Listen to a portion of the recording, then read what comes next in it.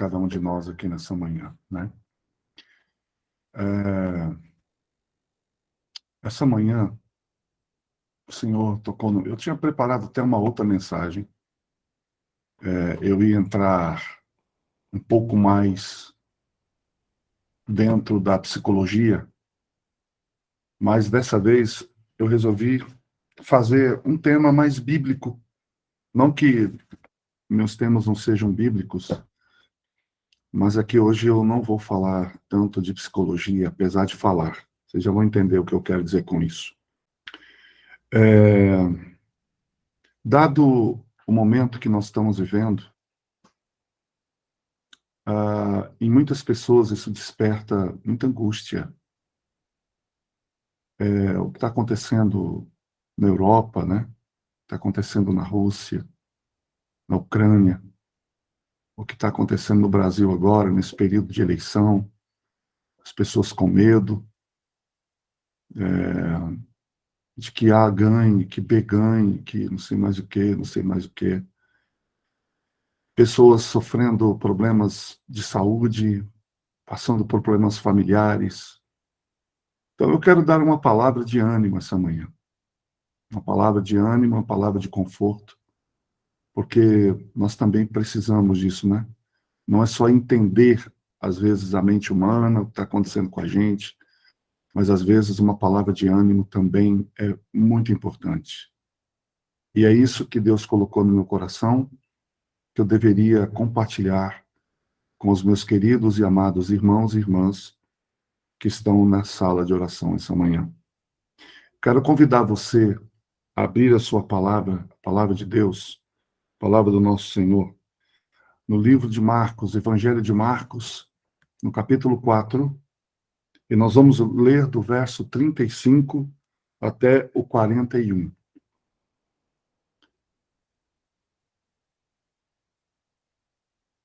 Vou dar aí alguns minutos, uns segundos, para vocês encontrarem.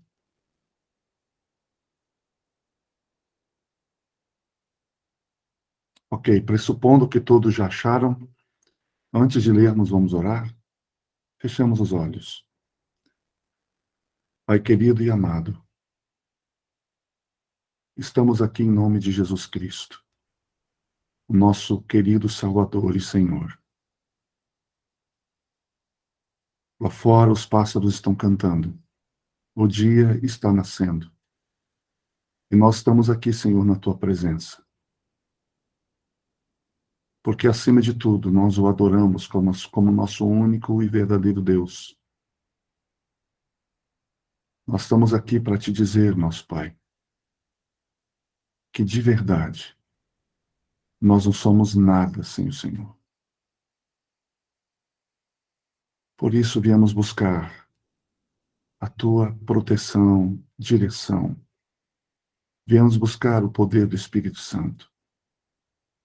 Porque precisamos dele. E ao estudarmos agora a Tua palavra, pedimos ao Senhor que nos guie nesse estudo, impressionando nossos corações e deixando uma marca indelével na nossa mente. Eu não sei pelo que as pessoas que estão aqui comigo, meus irmãos e irmãs, de verdade estão passando. Não sabemos nem o que vamos passar. Mas que essa mensagem nessa manhã nos conforte e nos traga esperança e paz. Em nome de Jesus, amém. Eu leio aqui. Amém. Naquele dia, que dia era esse, hein? Era uma terça, uma quarta, um domingo, não sei. Naquele dia, já sendo tarde aqui pode ter dois sentidos, tarde no dia e tarde também, porque quando a gente faz uma coisa há muito tempo, já está tarde, já ficamos aqui muito tempo, já está tarde.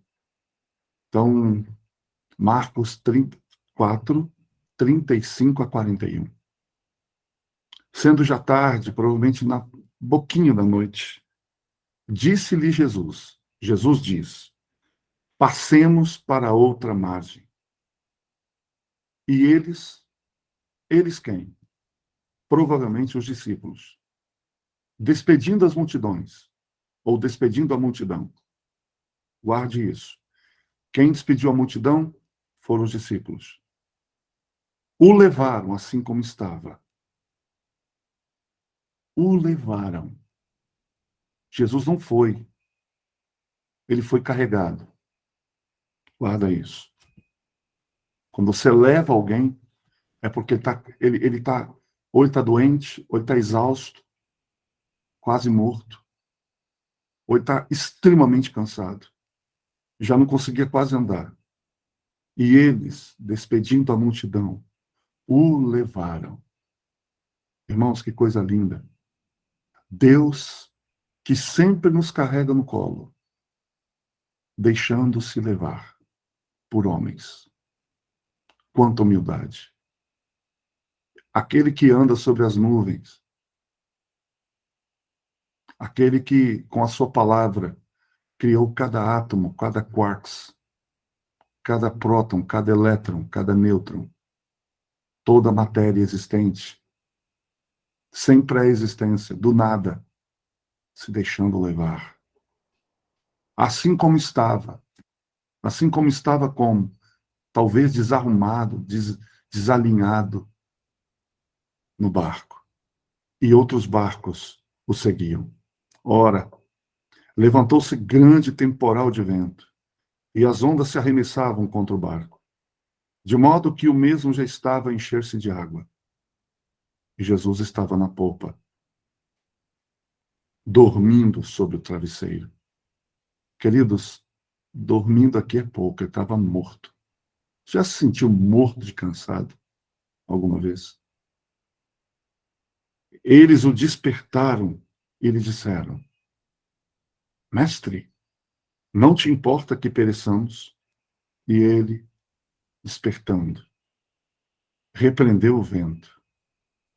Irmãos, a gente se tivesse num estado tão cansado como esse, talvez se alguém nos acordasse, a gente repreenderia a pessoa, né? Jesus não repreendeu os discípulos por o terem acordado. Ele repreende o vento. Primeiro ele resolve o problema deles. Repreende o vento e diz ao mar, acalma-te, emudece. O vento se aquietou e fez-se grande, não foi qualquer bonança, foi uma grande bonança. Então, ele diz para eles, por que vocês me acordaram? Vocês não estão vendo que eu estou cansado? Foi isso que ele fez? Não. Ele disse, por que vocês são tão tímidos? Ainda não tendes fé? E eles, possuídos de grande temor, diziam uns aos outros, quem é este que até o vento e o mar lhe obedecem? Até aqui, a palavra de Deus. Irmãos, eu quero repartir com vocês, essa manhã, essa palavra que eu acabei de ler para vocês. E dentro dessa palavra, a título de iniciação, eu quero fazer 4 declarações categóricas para você. Primeira declaração é que as tempestades da vida, elas existem e elas são inevitáveis. Inevitáveis. Ninguém escapa. Nem homem, nem mulher, nem jovem, nem velho, nem rico, nem pobre, nem criança. Ninguém escapa, nem crente e nem descrente. Do caminho do nascimento até a sepultura, todos nós vamos passar por tempestades. A nossa vida, irmãos e irmãs, ela não se desenvolve numa colônia de férias. Nós não estamos num parque de diversões. Aqui tem choro, aqui tem lágrima, aqui tem dor, aqui tem luta, aqui tem batalha, aqui tem aperto. Então, se hoje você está enfrentando alguma tempestade na vida, eu quero te lembrar que você não é uma exceção. As tempestades, elas são inevitáveis. Essa é a primeira declaração que eu quero fazer. A título de introdução. A segunda declaração que eu quero fazer é que as tempestades, além de inevitáveis, elas são imprevisíveis. Elas não chegam, elas chegam de súbito, né? Sem mandar aviso prévio. E ela vai desestruturando todos os nossos planos, toda a nossa vida, colocando as nossas ideias toda de ponta cabeça. E eu vou ilustrar esse ponto, né, com a geografia do local onde aconteceu essa tempestade. Eu acho que vocês sabem que o Mar da Galileia, na verdade, não é um mar, né? Ele é um lago mesmo, né? E é o maior reservatório de água doce que existe no Oriente Médio. Ele tem cerca de 21 quilômetros, mais ou menos, de comprimento e 14 quilômetros de largura. E ele é rodeado, ele é encurralado por montanhas ao seu redor. E ele está a 220 metros abaixo do nível do mar. Então, do lado oriental, você vai encontrar as montanhas de Golã, ou as colinas de Golã, né? Do lado ocidental, você vai encontrar as montanhas da Galileia. Então, de um lado, Golã, de outro lado, Galileia. E lá no fundo do lago, em cima, você vai encontrar o Monte Hermon, né, que é um pico muito alto, pouco mais de 3.000 metros de altura, e ele fica permanentemente coberto de gelo. Então, o que acontece ali? Um fenômeno ocasionalmente, né? Os ventos gelados que descem daquela montanha, não tendo para onde expandir, não tendo para onde sair, ele chega como um tubo de vento em cima do mar, em cima do lago. Então, você pode estar, por exemplo, num sol a pino, você está com seu barquinho ali numa boa, seu veleiro, enfim, sua canoa, o lago está aquele lago espelhado, e de repente levanta uma tempestade que você não sabe de onde veio.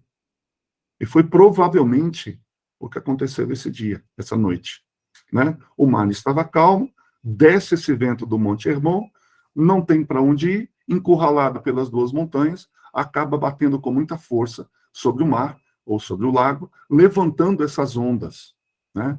Levantando essas ondas. Então, provavelmente, foi o que aconteceu aqui. Ninguém esperava, ninguém pode prever o momento em que esse vento vai descer de lá. E você vai perceber que na vida também é assim. Por exemplo, você sai de casa como um dia qualquer e acontece um acidente, né? Você vai ao médico, um exame de rotina, e descobre, por exemplo, que está com uma doença grave. Um casamento estável, harmonioso, aí de 20, 30 anos, muitas vezes acaba nas barras de um tribunal de um doloroso divórcio. Ou seja, as tempestades da vida, elas não são apenas inevitáveis, elas também são imprevisíveis. Mas há uma terceira declaração, né?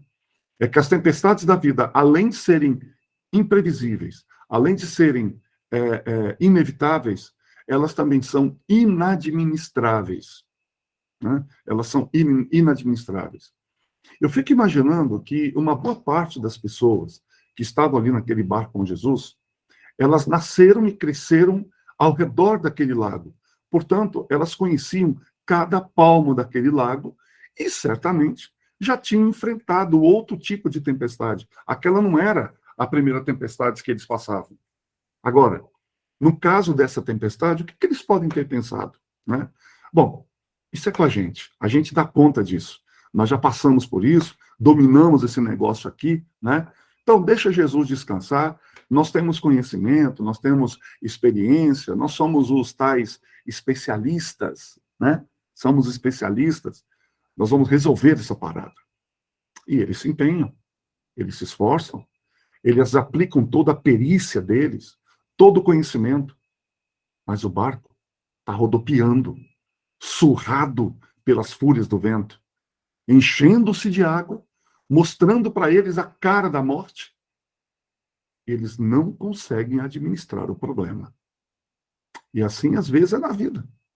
Aquilo que parecia tão comum, tão natural, tão doméstico, transforma-se em algo estranho, né? E aquela habilidade que a gente achava que tinha para resolver o problema, já não tem mais. A coisa começa a sair fora do controle. Algumas vezes, eu escuto certas confissões. Aquele homem com quem eu me casei, eu já não conheço mais. Aquele homem amável, gentil comigo, hoje me agride, me ofende, me machuca. Aquele homem respeitoso que eu casei, hoje é um monstro. Eu não sei com quem eu estou casado mais. De vez em quando a gente escuta pais chorando, dizendo: aquele filho, aquela filha, que eu criei com tanto zelo, hoje escarnece do legado que eu deixei. Vira as costas para tudo aquilo que eu ensinei. Aquele filho que você tinha em suas mãos, que estava ali com você, é arrebatado por amigos, pelos prazeres do mundo, pela universidade, e você começa a perceber que aquele filho e aquela filha querida, que você tinha tantos planos para eles, vão se perdendo nesse mundo, indo distante e cada vez mais distante daquilo que você sonhou para eles. Ou seja, o barco não obedece mais seu comando. Ele está rodopiando no mar da vida, varrido por terríveis tempestades. Agora, há uma quarta declaração. E essa é uma declaração consoladora. Então, as tempestades podem ser imprevisíveis, inevitáveis, inadministráveis, mas elas também são pedagógicas. Ou seja, existe uma verdade gloriosa nas tempestades, que Deus é soberano. Deus não é colhido de surpresa com as tempestades que vêm sobre nós. Por mais terrível que seja a tempestade, por mais borrascosa que ela possa ser, a tempestade ela não vai deixar Deus constrangido, sem saber o que fazer. Se você ama Deus, eu creio que você ama, até as tempestades contribuem para o seu bem. Olha o que Deus diz. Ele diz assim: eu sei que pensamentos eu tenho sobre vocês. Pensamentos de paz e não pensamentos de mal. Para dar o fim a que esperais. Tem um texto de Ellen White lindo no livro Mente, Caráter e Personalidade, em que ela diz assim: o nosso Pai Celestial mede cada prova antes de permitir que ela sobrevenha ao crente. Lembra desse texto? Ele considera a circunstância e a força daquele que vai ficar sob a prova e o teste de Deus. E jamais permite que as tentações sejam mais fortes do que a capacidade de resistência. Irmãos, as tempestades elas não vêm para destruir sua vida. Ela vem para tonificar a musculatura da sua alma. A tempestade não vem para jogar você para longe de Deus. Elas vêm para colocar você aos pés do Deus Todo-Poderoso. Elas não vêm para plantar incredulidade no seu coração. Elas vêm para amolecer a dureza do nosso coração e fazer da gente pessoas mais dependentes de Deus. Então, diante dessas declarações introdutórias, agora eu preciso introduzir vocês na passagem que nós acabamos de ler. Eu queria colocar aqui o contexto que está na Bíblia. Jesus havia passado o dia inteiro ensinando as parábolas do reino. Está escrito que ele, já sendo tarde, ele diz o seguinte: eu acabei de passar para vocês as instruções teóricas. Vocês passaram comigo aqui as instruções teóricas. Agora eu vou dar a vocês as lições práticas. Queridos e queridas, nós podemos ouvir a palavra de Deus. Nós podemos memorizar a palavra de Deus. Mas a lição não vem daí. A lição a gente aprende no mar tempestuoso da vida. É quando você passa por uma luta. É quando você passa por uma prova. É quando você cruza os vales, caminha por desertos. É quando você é surrado pelos vendavais da vida. É quando o mar tempestuoso parece que ameaça você. É nessa hora que você descobre que tudo que você ouviu sobre o Deus da providência, do socorro, da misericórdia, o Deus que traz o livramento até você no meio da tempestade, tudo isso é verdade. É exatamente aí que você passa de alguém que sabe sobre Deus para alguém que conhece Deus. Diz a Bíblia que Jesus entra no barco, e se você já deu aula ou já pregou o dia inteiro, você sabe como é que você fica acabado no final do dia. Jesus entra cansado naquele barco, vai lá para trás, deita, apaga, e é nessa hora que a tempestade chega, e os discípulos tentam resolver o problema e não conseguem. E quando eles então estão na iminência do naufrágio, recorrem a Jesus num tom de censura. Presta atenção nisso, por favor. Num tom de censura e pergunta: Mestre, não te importa que pereçamos? E Jesus desperta e fala para o mar e para a tempestade, pergunta para eles: por que vocês são tão tímidos? Ainda não tendes fé? E eles, admirados, olham uns para os outros e perguntam: mas quem é este que até o vento e o mar lhe obedecem? Se você leu atentamente comigo esse texto, você percebeu que esse texto ele está regido por 3 perguntas. A primeira pergunta está no verso 38. É a pergunta dos discípulos a Jesus. A segunda pergunta está no verso 40. É a pergunta de Jesus para os discípulos. E a terceira pergunta está no verso 41. É a pergunta entre os discípulos. Eles perguntando entre eles mesmos. Então, já que esse texto está regido por 3 perguntas, é sobre este assunto que eu estou propondo aqui falar para vocês nessa manhã. Então, vamos ver a primeira pergunta que ela está no verso 38. Mestre, você não percebe que nós estamos morrendo? Você não percebe que nós estamos perecendo? O Senhor não percebe? Sabe de quem é essa pergunta? Essa pergunta não é a pergunta só dos discípulos. Essa é a minha pergunta. Ela é a sua pergunta. É a pergunta da nossa angústia. É a pergunta da nossa dor. É a pergunta do aperto. Essa é a pergunta de quem está passando por uma tempestade, uma crise familiar, uma dor na alma, uma enfermidade avassaladora, uma crise financeira, um problema conjugal, um problema com os filhos, um problema que aperta o coração e que esmaga o sentimento da pessoa. E você diz: meu Deus, eu não sei mais o que fazer. Eu já usei todos os recursos, já empreguei todos os meus conhecimentos, toda a minha experiência, mas esse problema tem se agravado. É quando você ora e não vê resposta.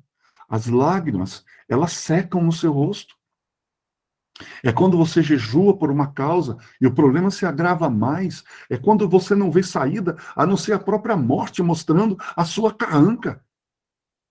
É nessa hora que a gente faz a pergunta dos discípulos: Senhor, tu não te importas?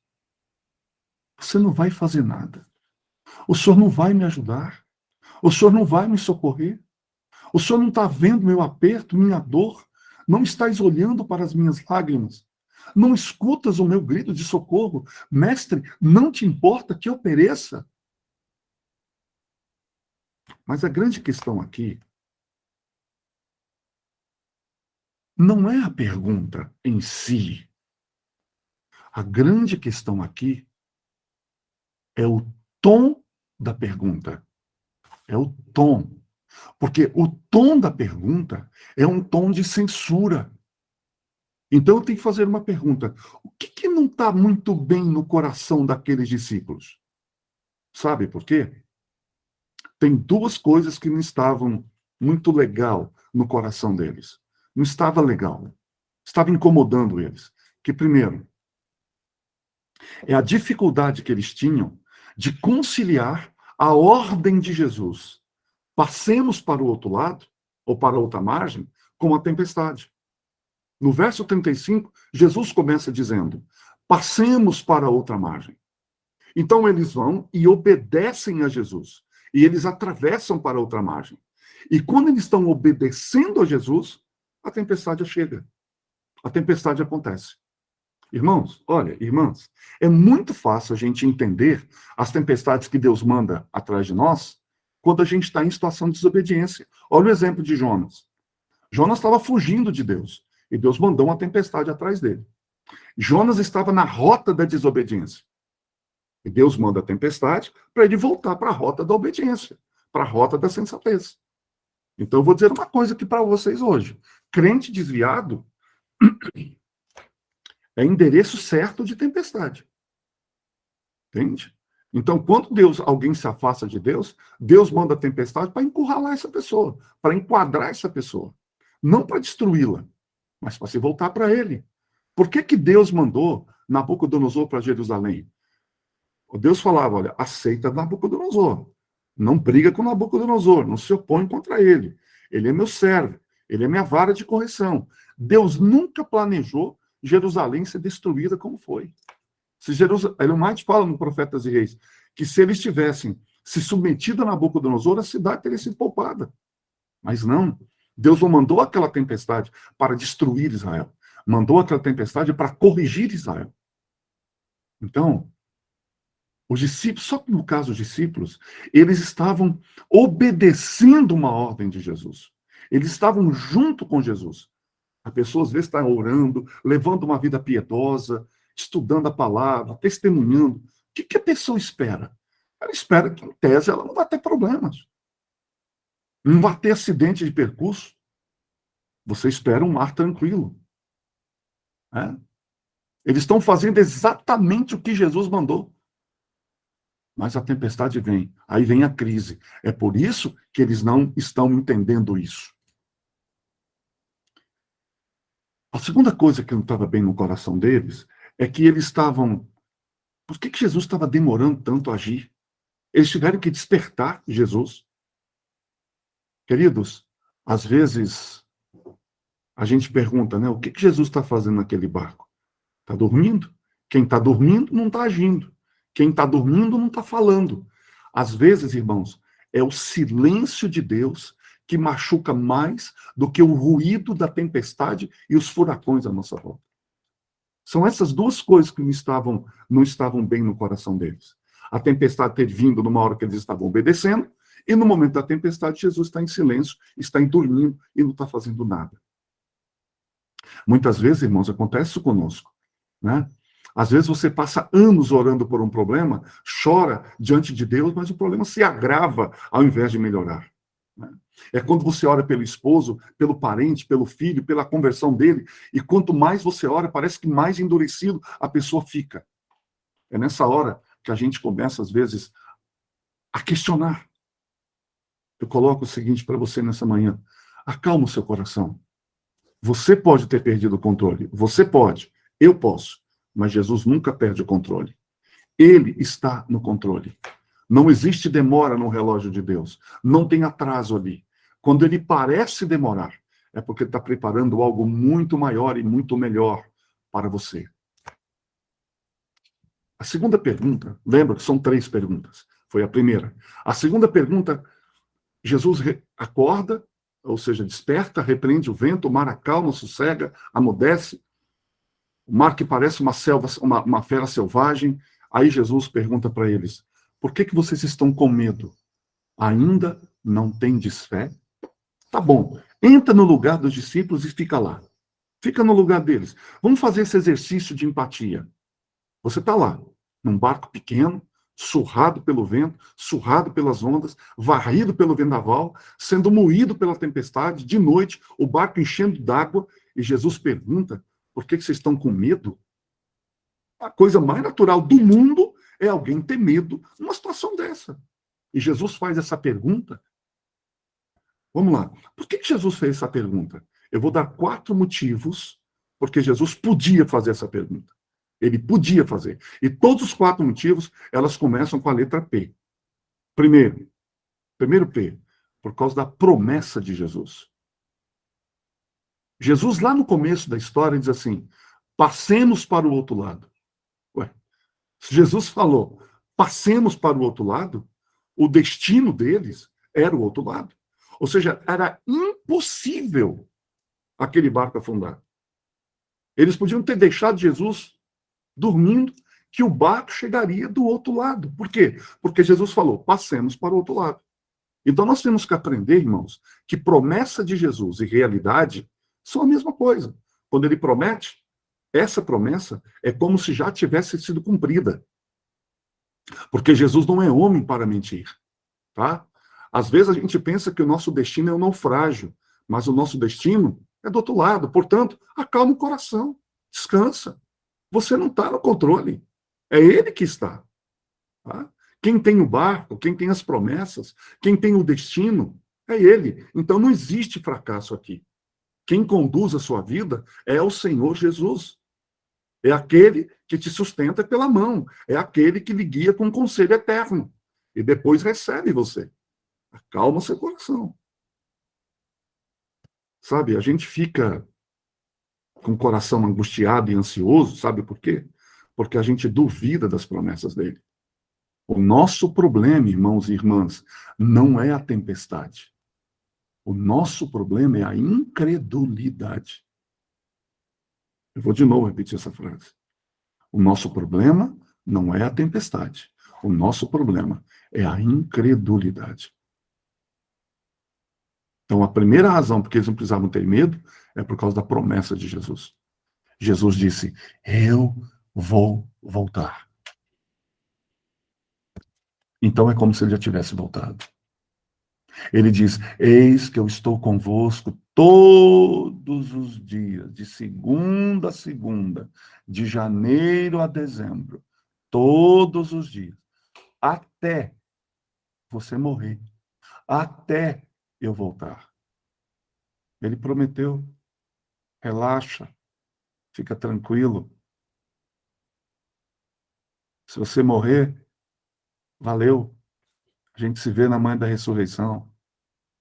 Se você perder tudo, valeu, você já não era dono de nada mesmo. Perdi meu filho, vai doer, mas o filho antes era dele, não era seu. Nós temos que entender a palavra Senhor. Senhor significa dono. Você e eu não somos donos de nada. De nada. Entendeu isso? É o apego que nos mata. A segunda razão por que eles podiam ficar tranquilos é por causa da presença de Jesus. Jesus estava no barco. O dono da vida. O Criador do vento, do mar, do céu, da terra. O soberano, o Senhor do universo. Se Jesus está no barco, irmãos, o barco não tem como afundar. Não estamos seguros porque nós somos habilidosos. Não estamos seguros porque a tempestade é fraca ou forte. Nós estamos seguros porque o Deus Todo-Poderoso está conosco até a consumação dos séculos. Então, primeiro, por causa da promessa de Jesus. Segundo, por causa da presença de Jesus. E terceiro, por causa da paz de Jesus. Jesus estava em paz. Ele tinha o controle sobre tudo. Ele tinha controle sobre cada centímetro daquela situação. E quarto lugar, por que eles deviam ter fé? Primeiro, por causa da promessa. Segundo, por causa da presença. Terceiro, por causa da paz. E quarto, por causa do poder de Jesus. Jesus tinha poder sobre a morte, sobre os demônios, sobre tudo. Jesus não tinha nada sobre o qual Jesus não tinha poder. Tudo estava sob o controle dele. Mas agora, eu quero encerrar com a última pergunta. A pergunta entre os discípulos. Pensa comigo. As ondas estavam lá em cima. O barco subia e descia. As águas entrando dentro do barco. E Jesus acalma a tempestade. E o barco começa a balançar suavemente. Não mais como uma gangorra. É noite. Os discípulos estão molhados. Eles estão tomados de um grande espanto. Admirados com a grandeza de Jesus. Eles que já tinham visto tantos milagres, escutado tantos outros ensinamentos, estão diante de um fato novo agora, que abre-lhes uma visão muito mais ampla nessa compreensão deles. E eles começam a se perguntar uns aos outros, Mas quem é este? Quem é este que até o vento e o mar lhe obedecem? Essa é a quarta pergunta. A terceira pergunta. Você não sabe por que a tempestade vem? Ela vem para você conhecer mais Jesus. Para você saber quão grande é Jesus. Para você compreender que ninguém pode se comparar ao nosso Jesus. Ela vem para que você saiba que por maior que seja a crise, sua dor, e por maior que seja sua tempestade, Jesus, o nosso Senhor Jesus, é poderoso para acalmá-la, para aquietar os vendavais da vida e para trazer solução para a sua família. Quem é este? Imagina que você está de fora, olhando os discípulos fazendo essa pergunta. Você está de cima, olhando, e eles estão entre eles, e você está escutando. E eles estão perguntando entre eles: quem é este que até o vento e o mar lhe obedecem? E você, numa situação hipotética, pudesse olhar para eles e dizer assim: ei, discípulos, olha para mim. Eles olhavam: quem é você? Eu sou do século 21. E eu vim para dizer para vocês: quem é este? Eu vou responder a pergunta de vocês. Quem é este? Quem é este? Vocês querem saber quem é este? Este é aquele que, com o Pai e com o Espírito Santo, antes da fundação do mundo, traçou o plano da nossa redenção. Quem é este? Este é aquele que, no princípio, sem matéria pré-existente, criou os céus e a terra, porque todas as coisas foram feitas por intermédio dele, e sem ele, nada do que foi feito se fez. E ele que sustenta todas as coisas pela palavra do seu poder. Quem é este? Este é aquele de quem os patriarcas falaram, para quem os profetas apontaram. Este é o maravilhoso, conselheiro, Deus forte, Pai da eternidade e príncipe da paz. Este é o sol da justiça, a brilhante estrela da manhã, o lírio dos vales. Quem é este? Ora, este é aquele que foi simbolizado pelo Cordeiro da Páscoa, cujo sangue vertido, colocado nas batentes das portas, livrou os primogênitos de Israel da morte no Egito. Este é aquele que foi simbolizado pelo tabernáculo, pela arca da aliança, por aquilo que estava dentro da arca, pela tampa da arca, pelo propiciatório, o vaso com maná, a vara seca de Arão que floresceu. Quem é este? Quem é este? Este é aquele que foi simbolizado pelo templo de Jerusalém, pelos ritos sagrados do templo, pelo cordeiro que era morto e pelas festas de Israel. Quem é este? Este é aquele que, na plenitude dos tempos, nasceu sob mulher, nasceu sob a lei, para ser o nosso Redentor, o Verbo eterno, pessoal, que se fez carne e habitou entre nós, cheio de graça e de verdade. Este é o grande eu sou, o pão da vida, a luz do mundo, a porta das ovelhas, o bom e grande supremo pastor das ovelhas, a ressurreição e a vida, o caminho, a verdade. Ninguém vai ao Pai senão por ele. Ele é a videira verdadeira, o fundador, o fundamento da igreja, o dono da igreja, o edificador da igreja, o protetor da igreja. Quem é este? Este é o Cordeiro de Deus que carrega o pecado do mundo, o Cordeiro que venceu a morte e está vivo pelos séculos dos séculos. Este é a raiz de Davi, a leão da tribo de Judá, que venceu para abrir o livro e desatar-lhes os selos. Este, irmãos, é o que andou toda parte fazendo bem, libertando os oprimidos do diabo. Os cegos viram, os mudos falaram, os surdos ouviram, os coxos andaram, e os mortos ressuscitaram, e os leprosos foram purificados. Quem é este? Este é o Messias, o Salvador, o Rei dos Reis, o Senhor dos Senhores, a nossa paz, a nossa alegria, a nossa justiça, o amado de nossa alma, a razão da nossa vida. Este é aquele que, sendo Deus, não usurpou do direito de ser igual a Deus. Antes, a si mesmo se esvaziou, assumindo a forma de servo e se humilhando até a morte, e a morte de cruz. Pelo que Deus também o exaltou sobremaneira, dando-lhe um nome que é acima de todo nome, para que o nome de Jesus se dobre todo o joelho, no céu, na terra, debaixo da terra, e toda língua confesse que o Senhor é Deus, para a glória de Deus Pai. Quem é este? Este é aquele que, por amor de nós, sangrou, chorou no Getsêmani. Aquele que foi cuspido e esbofeteado no sinédrio judaico. Este é aquele que foi vilipendiado e surrado no pretório romano. Aquele que foi condenado à morte de cruz, mas carregou sobre si, no madeiro, os nossos pecados. Este é aquele que morreu por nossos pecados, segundo as Escrituras, mas ressuscitou vitoriosamente, poderosamente, entrando nas entranhas da morte, matando a morte, arrancando o aguilhão da morte e se tornando a ressurreição e a vida. Quem é este? Este é aquele que voltou para o céu em glória. Este é aquele que derramou o Espírito sobre a igreja.